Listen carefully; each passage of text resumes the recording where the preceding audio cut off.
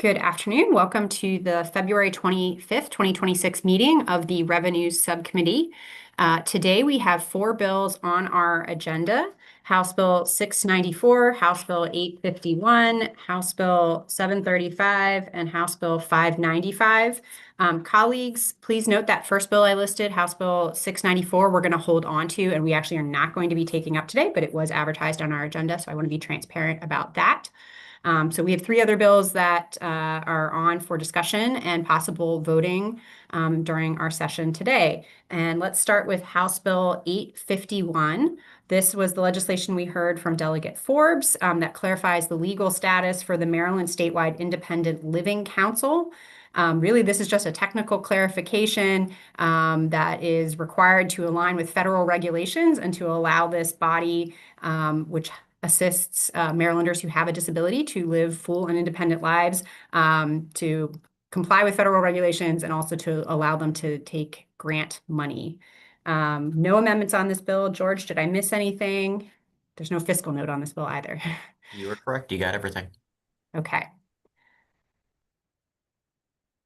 Any discussion? And I'll say I would be happy to entertain a motion also on this pretty straightforward bill. Move favorable. Second. Okay, moved by Vice Chair Feldmark, seconded by Delegate Griffith. Is there any discussion or questions? Okay, seeing none, all those in favor of House Bill 851, please say aye or raise your hand. And if we can maybe get Delegate Vogel on here too, just to make sure. There we go. Okay, so that was unanimous. House Bill 851 passes unanimously. Let's go to House Bill 595 next. This was the legislation we heard from Delegate Lewis that makes some changes to the physician preceptor program.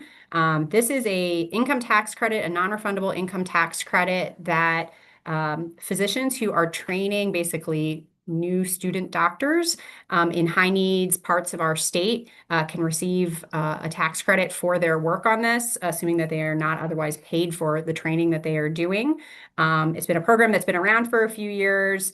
She came in with legislation that makes some changes to the program, namely to allow the tax credit to apply if the student trainee is affiliated with an out-of-state medical organization but is doing the training here in Maryland.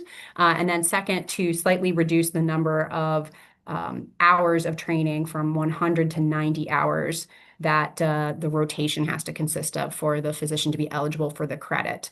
So that was the bill as it came in. I'll say this is kind of an undersubscribed program currently, and so this was, the bill intends to make some tweaks to hopefully get some more physicians participating in the program. We do have a committee amendment that we'd like to offer today as well, that just caps the amount of the unused credits that can roll over from year to year. Currently, the program is capped at $100,000 per year. The committee amendments just clarify that only $100,000 can roll over from year to year. What did I miss, George, if anything? We're good. Got everything. Okay. Move the amendments. Second. Thank you. So the amendments have been moved and seconded. Any questions or discussion on the amendments, which again just cap the amount of rollover from year to year? Okay, seeing none, all those in favor of the amendments, please say aye or raise your hand. Okay, the amendments are adopted unanimously on the bill as amended. Move favorable. Second. The bill has been moved and seconded. Any further discussion?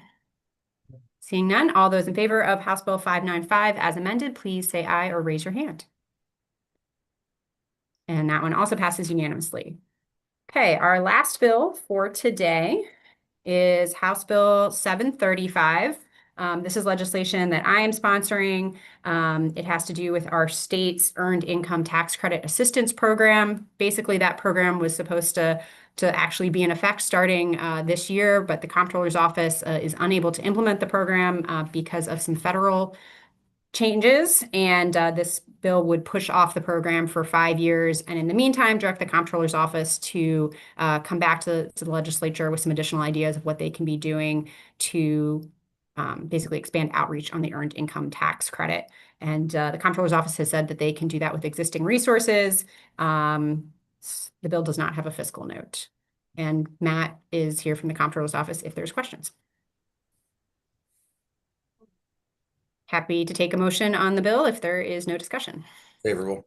Second. Okay, the bill has been moved and seconded. Any discussion?